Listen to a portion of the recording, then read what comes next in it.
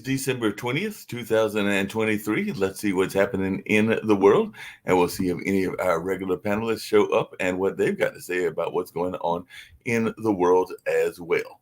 But right now, we're just going to keep you informed as to what is going on. Hamas top leaders have arrived in Cairo for talks on the war. So there is Hamas leaders in Cairo for talks aimed at a truce with Israel, and that is something that is going on just as Israeli hostages filmed calling for aid days before being killed, according to Israel News. So that is something else that is going on in terms of some of the things that are taking place there in the Middle East. And it does look like homes and a mosque were destroyed in the Israeli attack on Rafah. So that is something that is still taking place as area where Palestinians have found shelter has become a battle zone. So definitely that is something that is taking place in the news as well.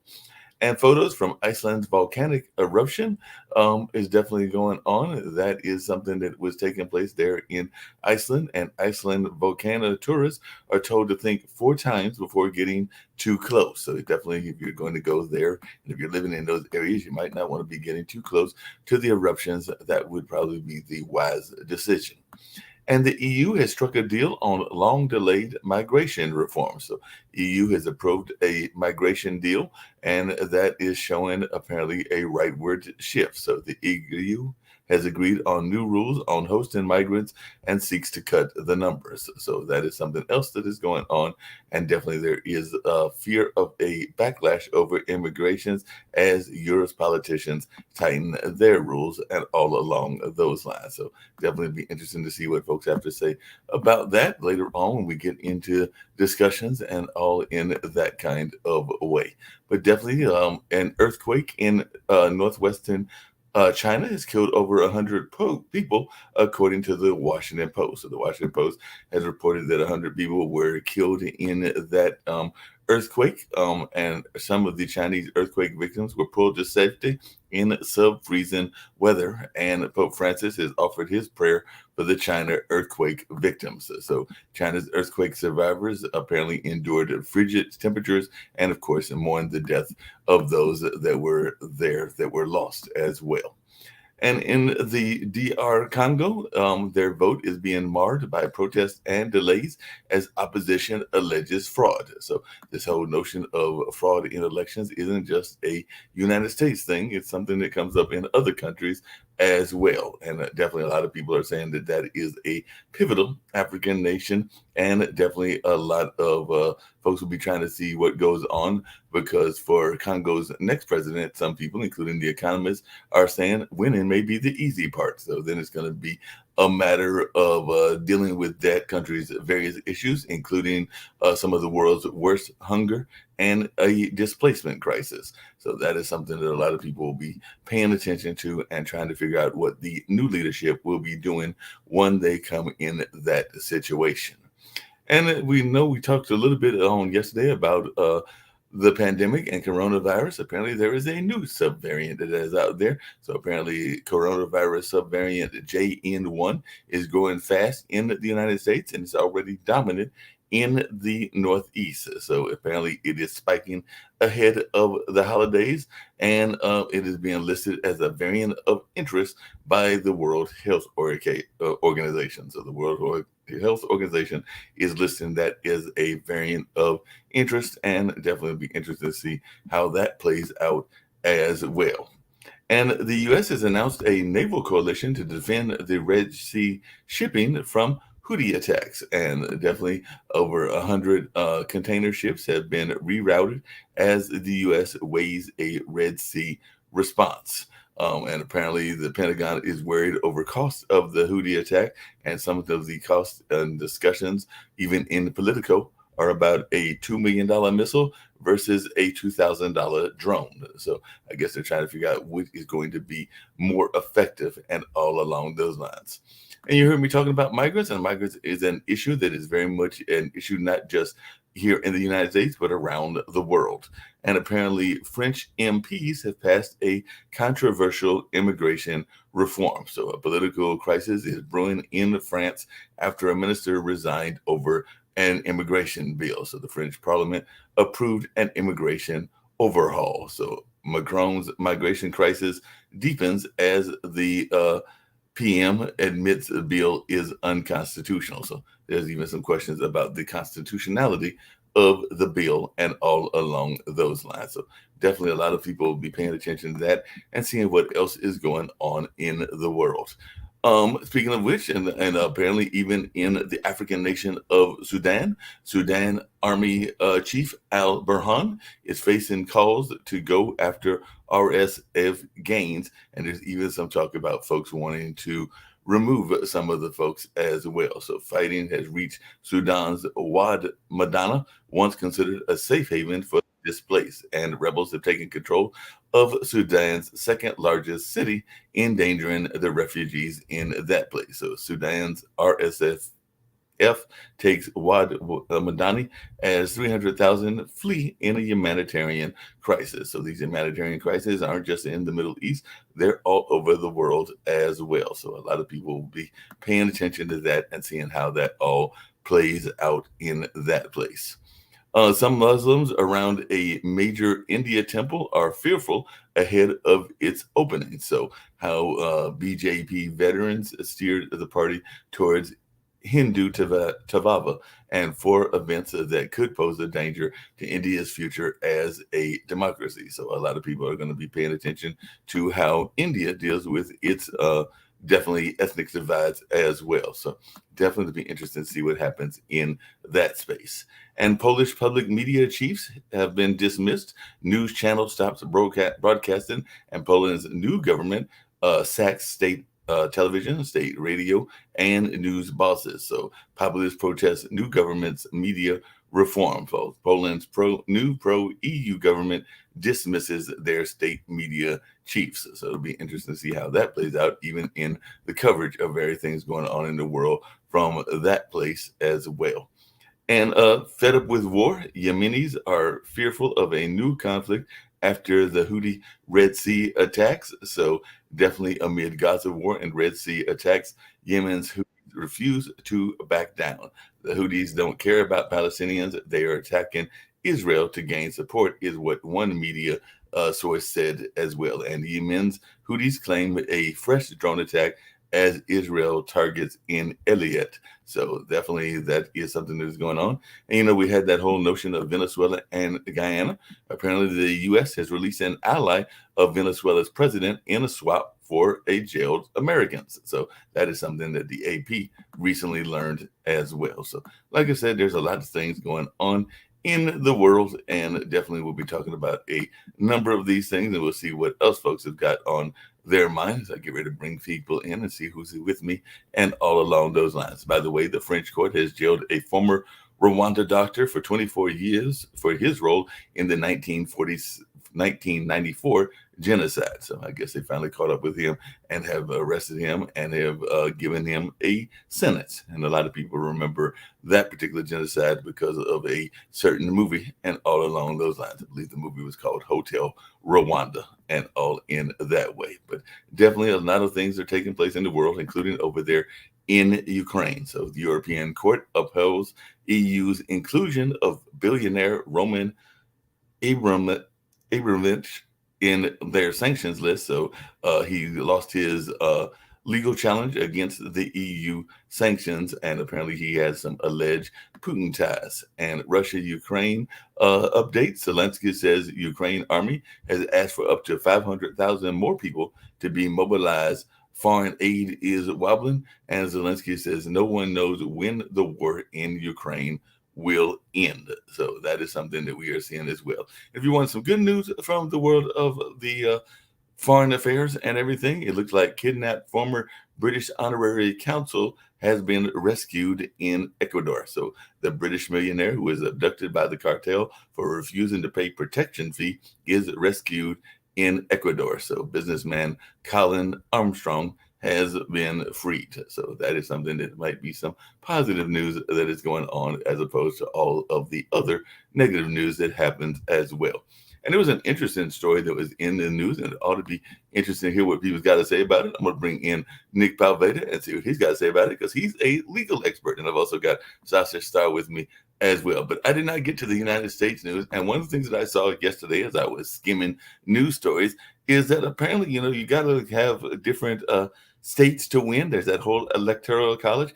And to find folks in Colorado, we know it can be a liberal state. It is definitely a state that has been involved in the cannabis trade and a number of other things. But their Colorado Supreme Court rules that Trump is disqualified from the presidency for the January 6th riot. So according to them, I guess he can't be on the ballot. So that's one state that he won't be on of the 50 and everything. And Senator Tom Tillis is moving to other states from disqualifying Trump after the Colorado decision. And we do know that Tom Tillis has got some ties here to North Carolina and all along those lines. But definitely, I just wanted your thoughts. Or are we going to get other states? Will this stand up in the legal way and everything? Because you are a lawyer and you might have an idea of what would stand up legally. So is this going to stand up legally? The fact that Colorado, one of our 50 states, is like, nope, can't be on the ballot. Yeah, I found that to be quite interesting, Mark, because did you remember seeing the trial that he had relating to insurrection? Oh, you didn't, did you? Because No. there wasn't any. There's so many different ways to overturn this at the Supreme Court that I just see the Supreme, even though this was a unanimous decision by the Supreme Court of Colorado, Right. I see the Supreme Court of the United States overturning this because everybody has a right to a notice and opportunity to be heard. And he didn't have any notice or opportunity to be heard, present evidence going the other way. So what we had was a group of justices on the Supreme Court of Colorado who listened to MSNBC or listened to CNN, and then because of news reports, they convicted him. Okay, that is not justice in America. I'm going to say that, and I'd like to hear Adam's opinion on it because he's more in tune to these types of decisions than I am. To see whether or not this is going to hold any credence beyond the Supreme Court of Colorado. Now, with that, because I've taken cases to the Supreme Court, normally it can take years to get there, literally. This will probably be expedited to the Supreme Court of the United States because of its urgent nature and the fact that he's being banned from the primaries. So we're going to hear a lot about this as it winds its way to the Supreme Court of the United States. But there's two reasons why it's going to return. Probably because the decision's illegal by the Supreme Court of Colorado. Reason number one. Reason number two, the court is packed with appointees by Trump. I mean, so between those two reasons, I don't see this holding. It does give Trump more, if he gets it overturned, more political power. Every time you punch a guy and you don't hurt him, he's granted more political power, and more people be going yay Trump. So well, we've got two folks here that I know are not necessarily Trump supporters and everything, and so I've heard your view. I'd love to hear from both Jacoby, who is definitely involved as a and I would say similar to me, moderate to liberal, and all along those lines. And we've got Sasha, who has said several things that he's not a biggest fan of Trump, but apparently Colorado is one of 50 states that says he can't be on the ballot. So, Jacoby, any thoughts around this? Because Colorado has taken him off of the ballot and all along those lines, and maybe Sasha's got some thoughts as well. And I do know Tom Tillis, who's from here, is arguing that trying to fight against it so that other states don't do what Colorado has already now done. But any take on this? I know you're not a legal expert, but maybe you just have a take as a concerned voter and a citizen in general. I mean, it'll lose at the Supreme Court on a technicality or anything. It'll end up getting overturned. There's an appeal in one of the other states for a similar case, but the other courts didn't actually hear it, and this was the only one. This is just from what I gathered from listening to all I could and reading up on all I could. But yeah, it'll probably get overturned in a technicality, and then what Nikki's talking about is right. Oh my goodness, what Nikki's talking about is right. Yeah, it'll boost his poll numbers, but that's not the saddest thing. The saddest thing is the fact that the man has quoted Putin quoting Mein Kampf and telling everybody, using the same terminology, the anti-Semitic terminology out there, racist things that he said at his rallies, and he's getting boosted in the polls. The people don't care what he's saying. And the new excuse by the Republican Party, which is funny, who has said that this is the wildest thing, is that people say, well, I like how he tells it like it is. But then as soon as he says something, well, he didn't mean to say that. He was actually saying, or, hey, it's not what he says, it's what he does. So what is it? I mean, how many excuses can you make for this man that is really just unfit, unqualified, it shouldn't even be considered by anybody, but he's leading in the polls. Yeah, definitely leading the polls. Sasha, I'm bringing in Steve as well. Any thoughts around this? Because I know that you are not the biggest fan of Mr. Trump, but like I said, Colorado has already dismissed him, and of course now we'll go to the Supreme Court. But are we going to see a upsurge in your mind of other states that might try to kick him off the polls as well and not allow him to be a candidate? But what is your take on this from Canada? Well, except Colorado, he's qualified in all other states. Specifically, he's older than 35, so he's already qualified to become a president. I don't know what other qualifications there are. Colorado actually is voting Democrats anyway, so it's not a big loss for Trump that Colorado, even if he's not going to be on the ballot. That's not a big loss for him at all. It's no loss, period. Now, whether the other states will follow the Colorado, some states might be tempted to do that because the blueprint is already there. The 7 judges, all 7 in the Supreme Court of Colorado, voted that he was involved in insurrection. So that was 7-0.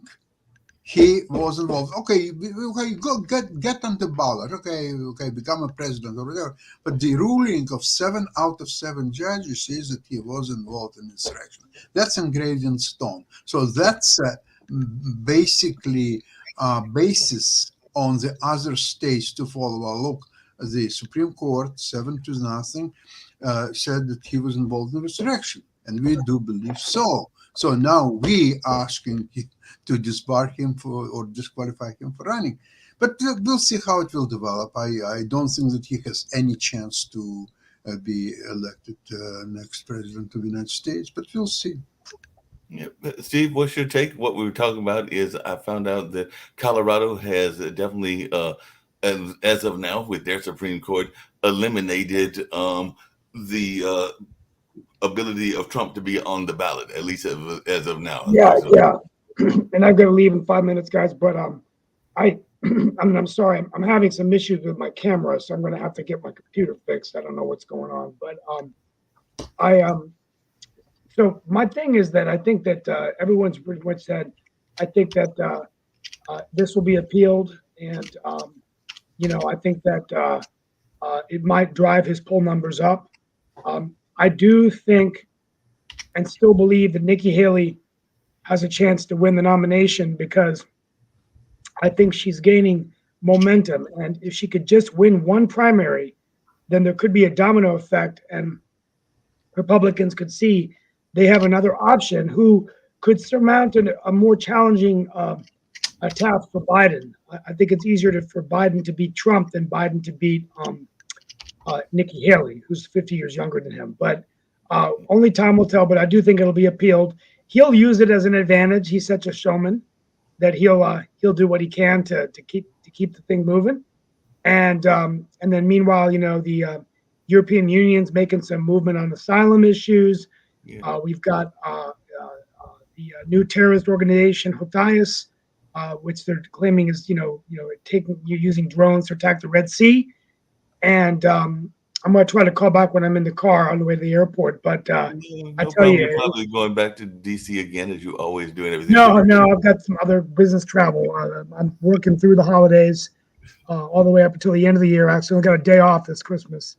Gotcha. So, Well, before you get out of here, one of the things I was going to bring up, and I definitely would love to hear your thoughts about it, and we kind of alluded to it yesterday and everything, but there are, and you just kind of alluded to it on the international scene, but there are a lot of places, including here in the United States, that are dealing with migration and migration laws. And apparently Texas' new law is letting police arrest migrants who enter the U.S., and Mexico is to challenge Texas's new inhumane migration law, according to their president. And the White House has slammed Texas's new immigration law as the feds are mulling a possible challenge. And even El Paso County has sued Texas in a bid to block the new migrant arrest law. So I just wanted your take on these laws to kind of stem the migration that's coming from south of the border, and if anybody else wants to jump in as well. But since you're getting ready to jump on the car, I'll let you take over. Yeah, and I'm sorry, I'm going to have to take my computer to get it fixed because the camera quit working yesterday. It's still working, but it's blurry. And I tried to clean the lens, and that's not working. So I don't know whether to reboot it and see if it works, but I'll have to do that. I'll just start using my phone for the next few days. Steve, you can check your camera options. If you go to your settings, you may be able to adjust the actual focus and the field of view and all the other stuff if you go through your settings. Yeah, I've done that. It's just not working. I've tried all the different settings, and you might just have to take it to the computer and store and everything. But like I was saying, in terms of the migrant law, yeah, I think this is immigration is a huge issue, and I think it's going to continue to be, and we're just going to have to really look and see, what the future will be. I mean, I think that, I think Republicans tend to be more, clamping down on border. Democrats, not so much so.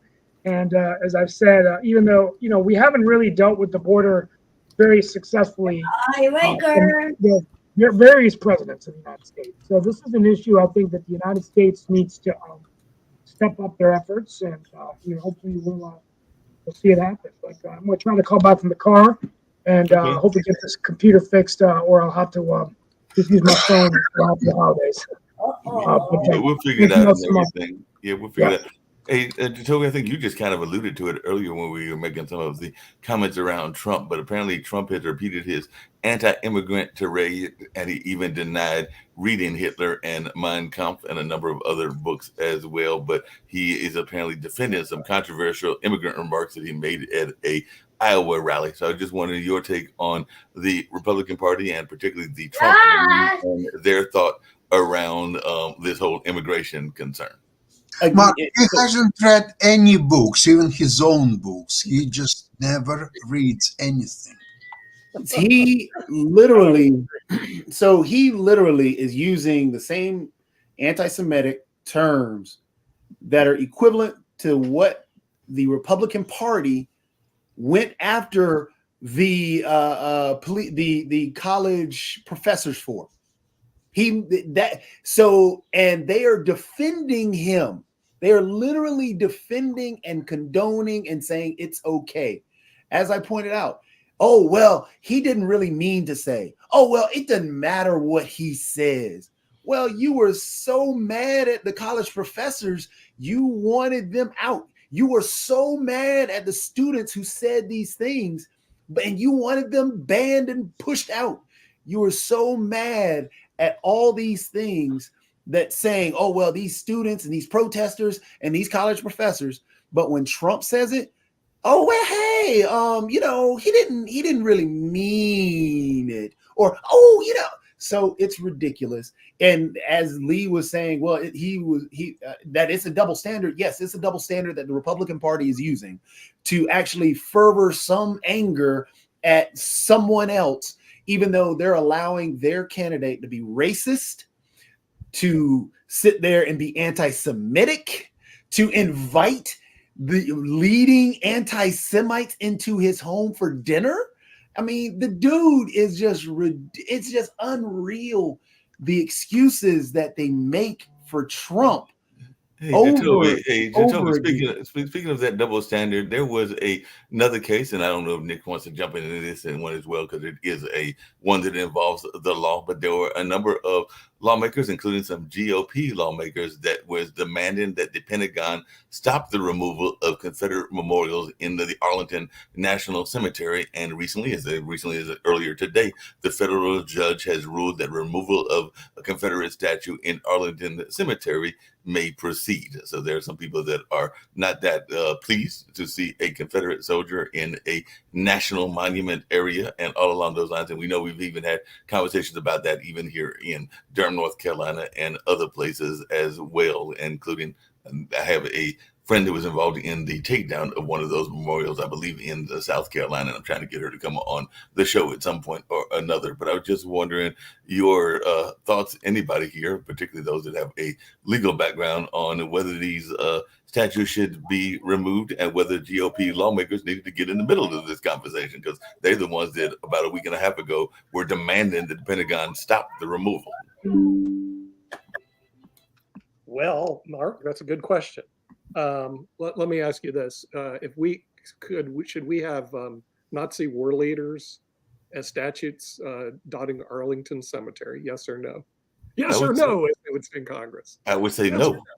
Okay, well then, why do you have Confederate leaders dotting Arlington Cemetery? So there's no reason to have that stuff. My belief when it comes to statutes like that, they belong in museums, not in public places, but that's just me. So if somebody wants to go watch a bunch of statues, put them in a museum and go watch them, but don't. And unfortunately, we even have some hero worship. My son is totally against these statues, even putting Tim Tebow in Gainesville as a big statue, like he's somebody to look up to, is probably wrong. So I think it should be removed. Well, Lee brings up an interesting point, and I don't know that I agree with him, but one of the things that Lee brings up is that the monuments were erected after the war, and apparently it was to, in his mind, and I'm sure it's the mind of a lot of Southerners, to heal the wounds, to bring sides together and everything. So that is not correct. Intimidate the blacks. Honestly, the sisters of the daughters of the Confederacy actually put together the money to bring up these Confederate statues, not to heal people, but to monument the individuals that were enslaving Black individuals. Because during the time, Black people still didn't have the freedoms that they were supposed to have. So they were actually put up to remember, because remember, most of them were put up in the South. So they were actually to recognize those Confederate leaders and to point out to the minorities, hey, this is your position in life always. So yes, they should be removed. Yeah, I just don't see them being in public places. I mean, it's just not necessary to have them there. So when I moved to North Carolina, since I'm from Florida, we didn't have really that issue that I see up here. As a matter of fact, it seems to me you got a big race problem here in North Carolina. It doesn't exist in Washington State because they don't have a history of. So I moved from Washington State. They don't have a history of this fighting the Civil War. Okay, so if you move to Washington State, you're going to go, where's all the racial tension between Black and whites? There isn't any. Why not? Because there's no Civil War history. Here you have like 300 years of Civil War history that abuts. By a very interesting stat, Joe Biden is closer to the Civil War when he was born than he is to today's president. But hold on a second. I got to challenge you on something you just said, and I think Jacoby would agree with me and everything. There is a tech industry that is very much based in the South, the Pacific West, and all along those lines. And it's my understanding that there is some ethnic divide that goes on in that tech industry, but Jacoby can speak to it better than I can because he's in that field and everything. There's racism, thinking that there is some racism even in the tech industry. Jacoby, you're in that space. So just to point out, racism is all around. We can't say that. I agree with you, Toby. And the thing is, in the South, it's more upfront and in your face. Right. In other areas, it's hidden in the background. So therefore, it's not that Washington State doesn't have the racism. Washington State still has it. It's just not as blatant and out front. And you don't. I mean, yeah, you still have what's that dude? Torino's group marching through. You still have Proud Boys, the Proud Boys, and all the other ones, and neo-Nazis and stuff. They're just wonderful people. That's why I quoted him. Hey, Jacoby, they're out there to do good for humanity. They want to feed the poor, clothe the naked. The Proud Boys are there just to. No, they're not.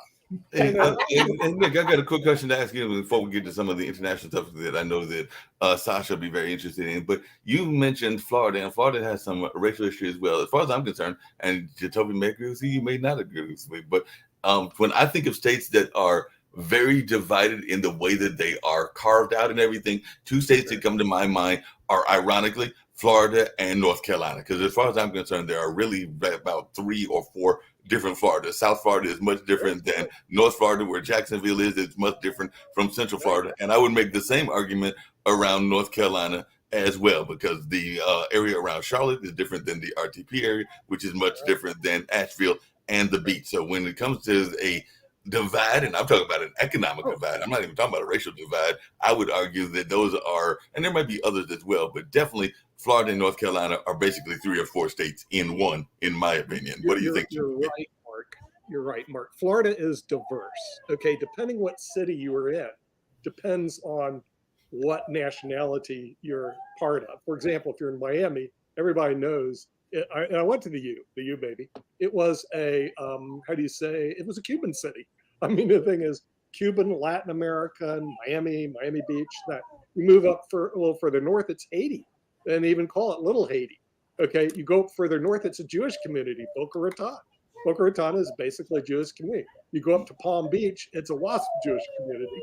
You go up further to Melbourne, it's a WASP community. So as you go through Florida, and then if you go into the Panhandle, it's a redneck community. It has nothing to do with the rest of them. So Florida is a very diverse state. There's no question about it. People don't realize how big and rural it really is. 3rd largest cattle producing state in the United States. A lot of cattle and farms exist when you get outside of Orlando and you head toward the Panhandle.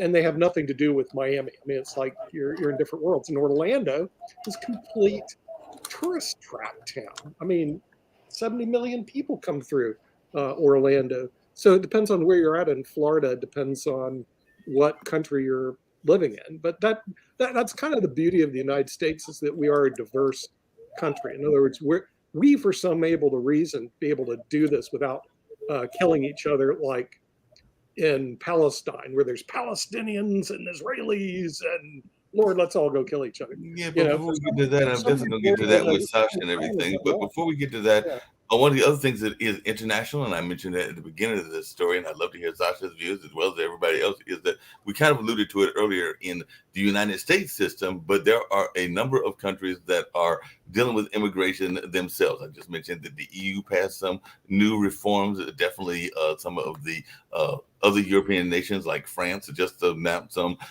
laws about what they're going to do, and apparently they're getting some pushback in the rules that they are putting in place and everything. So we're even seeing some in some of the African nations like Sudan that are involved in fights and all along those lines. So I just wanted everybody's thoughts around this notion of immigration on a world stage, because a lot of people, I guess, are trying to keep their people in their country and not inviting a lot of other people in, or limiting who can come in and who can go out and everything. But I was wondering everybody's thoughts, but I'll start with you, Sasha, on this and everything. But what is your thoughts around these immigration laws coming from Europe?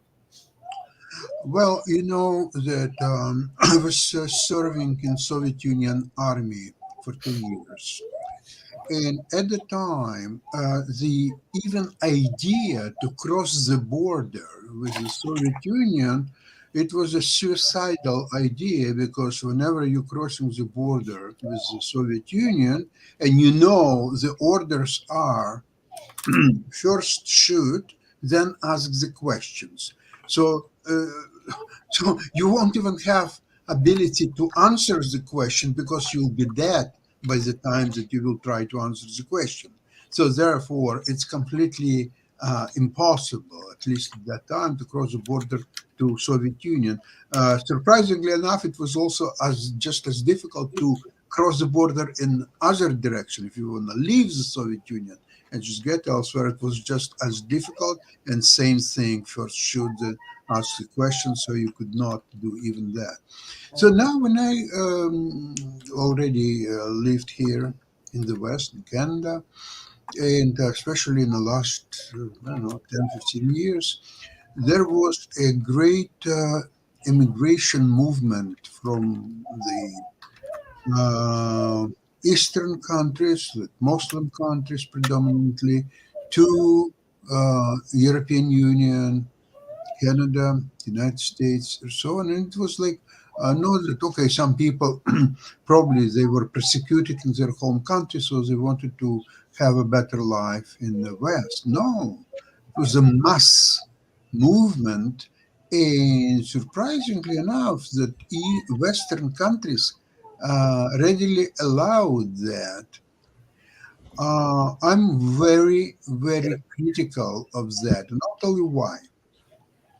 It's been proven that the Muslim immigration to West, they are not even in generations, 2 generations, 3 generations, are trying to become members of the society, become useful in terms of, so they would know languages, would know laws of the land, which became their home, or so on. They are living in, they're created their own communities that nobody even speaks the local language. They all speak their own languages. So they're becoming kind of the foreign body on the organism of the nations. Now, for example, Switzerland, which is not part of the European Union, they completely stopped Muslim immigration to Switzerland. They stopped building mosques. There's a law that no more mosques could be built in Switzerland. The UK, which is now also not part of European Union, and one of the reasons actually they're no longer part of European Unions, they wanted to have their own rules on immigration, whom to accept, how many to accept, when to accept, and so on. They wanted to have their own rules. They didn't want to oblige to European Union. Now, what's happened that after UK left European Union, there are some other countries that haven't left. They're still members of European Union. They have their own immigration policies. For example, Poland. They say that Poland is for Poles only. They don't want anybody there. They don't need Muslims. They don't need Germans. They don't need Frenchmen. They don't need Russians. They don't need anybody.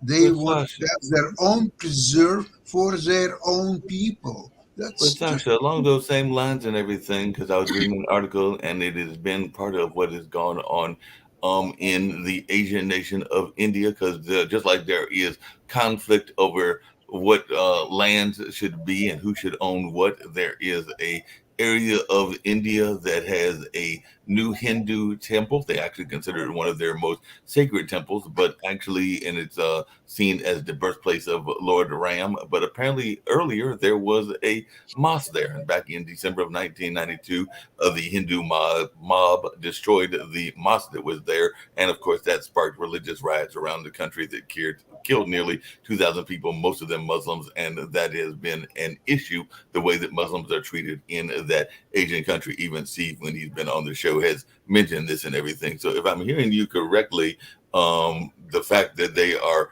the weaker folks and everything, then they should just not even worry about trying to have their mosque put up and all along those lines. Because apparently they had a mosque, the mosque was destroyed, and that has been a source of tension among many of the Muslims there. And I'm hearing you, and I've heard you now for a couple of days talk about the rights of the. Yeah, I'm asking you. Is that your view? Is that if the mosque is destroyed and it is destroyed by a greater power because they are the ones that are in control, that there should not be any pushback? Because I do know that the Muslim community is Mark, generally speaking, as you know, probably the Islam is the most aggressive religion in the world. They started the wars as soon as Islam was invented, immediately started the occupation of Europe.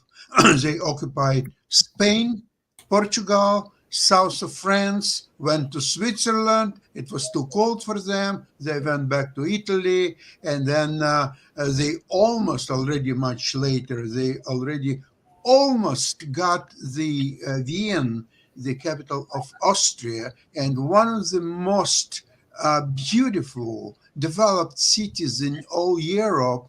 And what's helped Europe against Ottoman Turks Just is that all European countries put together a front against.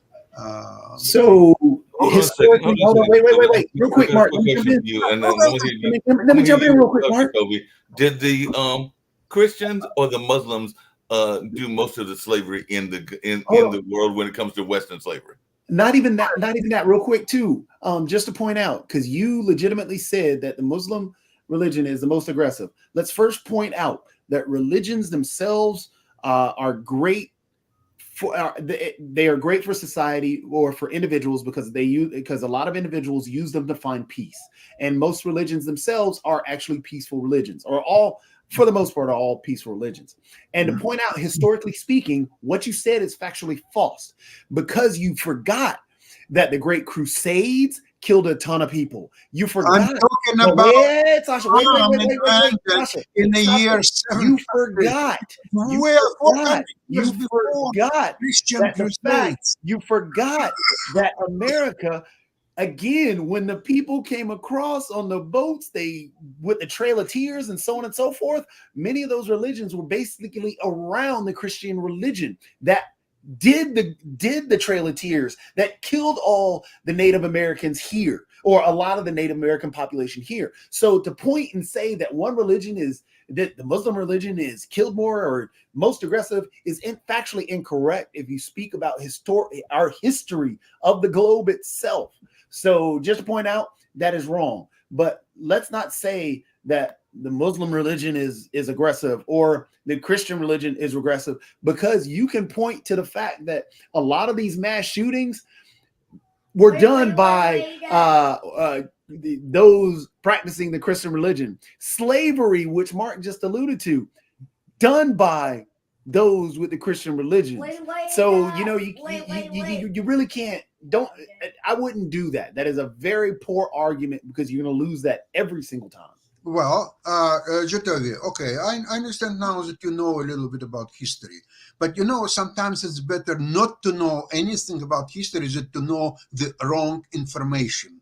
So just I'm trying to help you out. Okay, here's what's happened. As soon as Islam was invented by Prophet Muhammad and so on, what's next happened is that the Muslims invaded Spain and Portugal and took them over. Then they went to south of France. What Portugal, Spain, or south of France have to do with Islam? You now tell me, what do you know about that? Hello? So you, again, are forgetting about the Great Crusades. You, again, oh my God! Listen, you are really a fool. Crusades happened 400 years later. Do you understand that?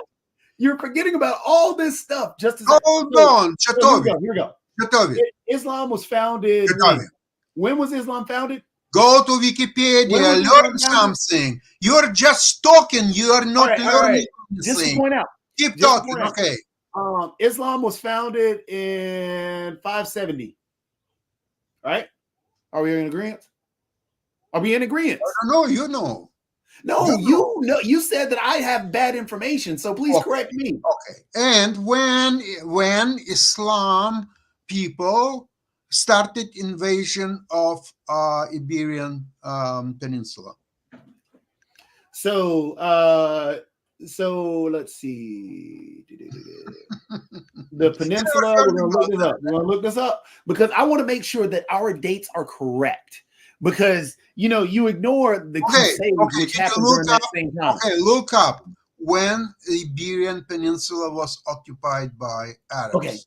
Okay. So the Liberian, and this is the fun of using the internet. The Liberian Peninsula, when it was attacked? Iberian. Yeah, the Iberian Peninsula. I got that in there. I'm Okay. sorry. And then what does it say? Okay. Attacked. Is that what we're going with? All right. So we're going with attacked. All right. So the invasion happened. Let's see. The invasion happened. We'll say the invasion. It didn't even bring that up. Invasion. Let's see. Who invaded the peninsula? Who was it? And that was in 711, 720. That's what they're saying. Okay. Okay. So the Spanish Inquisition and all that was going on. When did that happen? Was that before or after? It's irrelevant. I'm After. asking you Because when. it's irrelevant. The reason you're saying it's irrelevant is because all you're trying to do is pigeonhole it to one religion and not look at everything that has happened during that I asked time. very simple question. This is the When problem. the Muslims occupied Iberia, when they started the occupation of Iberian Peninsula? I just told Very you. simple question. I just told you. It says it. 711 to the 720s. Okay. And when Islam was invented in something. Yep. And I just asked you when the Spanish Inquisition was. Did you know when that was? Was that after? What it Was has that to do after? with what it has to do the to do Great with Inquisition. Crusades. Do you know when that happened? Yeah, I know. What about When you? was that? It's about 11th century. Was that after? Of course, it was after. It was well after invasion of Iberian Peninsula. Wait. So it was after, but you just said that. Listen, stop being the clown. Have a meaningful discussion. You don't know anything about history. What I have just proven to you. What I have just proven to you. You have no idea what you're talking about. A simple Google search discussing that the people who actually want information can do. Have no what I have knowledge. Just proven to you. What I have just proven to you. What our listeners and our viewers can do with a simple Google search is to prove that you claim that you have such knowledge of history. What you claim to have such knowledge and such breadth of knowledge. You have been proven wrong with a simple Google search. You have been proven wrong with a simple Google search. Go back to school and learn history. Obviously, you need to go back to school. This is the problem that we're having right now, is that you are stuck in your ways and want to see one group of individuals as all bad, and you ignore the bad of others, and you just want to pigeonhole one group. So again, the point is, I'm quiet now. Okay, good. The point is that one, you cannot demonize one group of individuals. Let's not do that. That is wrong. Religions themselves are a positive thing in our society because people utilize those to find inner peace, which is what people want, what we should do as a society to help each other to move down the pathways. We should not be demonizing each other just because you're Muslim, just because you're Hindu, just because you're whatever. If your religion is different than mine, or if my religion is different than yours, let's celebrate that and not demonize that. And the idea to take one religion's history with ignoring your own religion's history is wrong. So let's not do that, because again, you're losing the argument to a basic Google search. Basically, while you guys are discussing religions and Fugazi, I'm looking through the case of Trump. Okay, and there's a very important point. When I read the transcript, he said, we're going to walk peacefully down to the Capitol. That's what the first transcript that came out on after January 6th. Is that all what he said? Nothing else? Okay, that's what the transcripts say. I mean, this is to me a very important word. But listen, it was around 40 minutes speech, and you're selecting. I know. I'm gonna go 10 seconds out of it.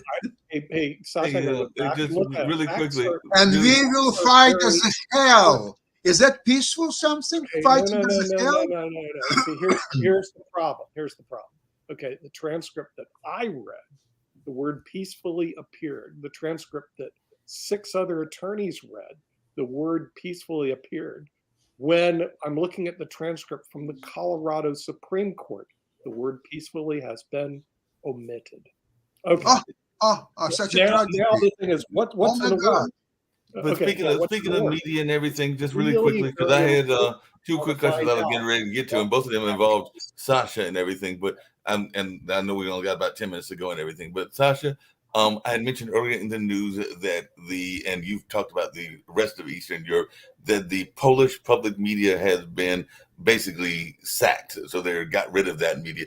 Is that going to be a concern for the coverage of even the Ukraine war, or is this a positive development in the fact of apparently they are changing their media there in Poland? And I don't follow Polish media enough, but I know you do. So I was just wondering your take on this notion of this shift in the media, because apparently they had state media and they've decided with their new government that they're going to get rid of it. Maybe they're going to get new state media, but I just wondering your take on this as one that analyzes particularly media from that area.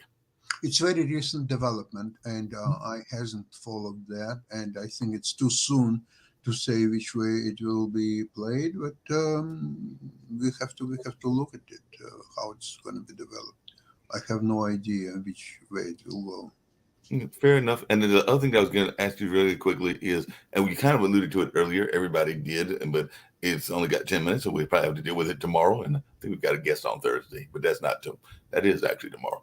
And I think they're in the financial lanes and everything, so Nick's lanes and all in that space. But is there anything going to come out of these talks with Hamas? Because apparently Hamas is in Egypt for some talks about a truce. So is there going to be a truce in this conflict that has been going on for several days? Because apparently they're in Hamas. I know you've said that they need to be killed and they are a terrorist organization. So I think most people would agree with you. So maybe they're going to ambush them when they go there and everything. But are we going to see a truce with Hamas in these talks with Israel? Your take on this, because apparently they're in Egypt for these truce talks. It's hard to say what will come out of these talks, if and when they will take place, because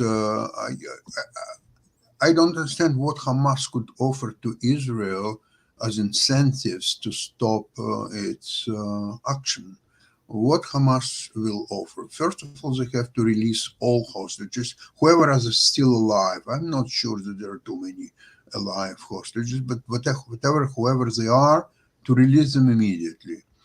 Next thing, Hamas has to lay down their arms. They still shoot missiles on Israel every day, 150 missiles. While you're asking why Israel is still pounding the Gaza, this is the answer why, because they're still shooting 150 missiles a day on Israel. Okay.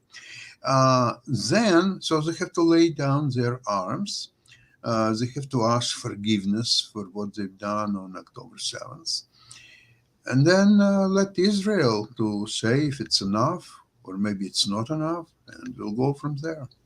I would guess, I don't know if Jatovia and Nick got any ideas, but I would guess that would be one of the things. It would be the hostages and the humanitarian aid would be part of the negotiation that would be taking place. And it's my understanding that the Hamas leaders are already there in Cairo. And I guess the Israelis have to go there as well. But does that seem logical to you, Jatovia, that it would be some humanitarian aid and things along those lines is what they will be negotiating in addition to the freeing of the hostages, which is what Sasha just alluded to? Yeah, I think this will definitely be, I mean, it's a pivotal moment in this whole situation. And yes, they'll have to, the hostages will be a part of that, because the whole world, including the hostages that were just freed and the ones that are the families of the hostages currently, have begged and pleaded for this to happen and for the negotiations to continue to free these hostages, because I mean, that's what that has to be on the table. And I think they would go for that. Sadly enough, what this is, again, over the past, what they say, over the past 20, wait, over the past 15, 20 years, this is like the fifth war. So it sparks, and then there are negotiations, and it disappears. My fear is that this will be this is going to be another part of that repetition, but I hope there has to be some more, a more tangible solution than what has been put forth in the past. And there just has to be something more to the negotiations, because yes, hostages and humanitarian aid are going to be there. A ceasefire is going to be a part of it, just like it just was a few weeks ago.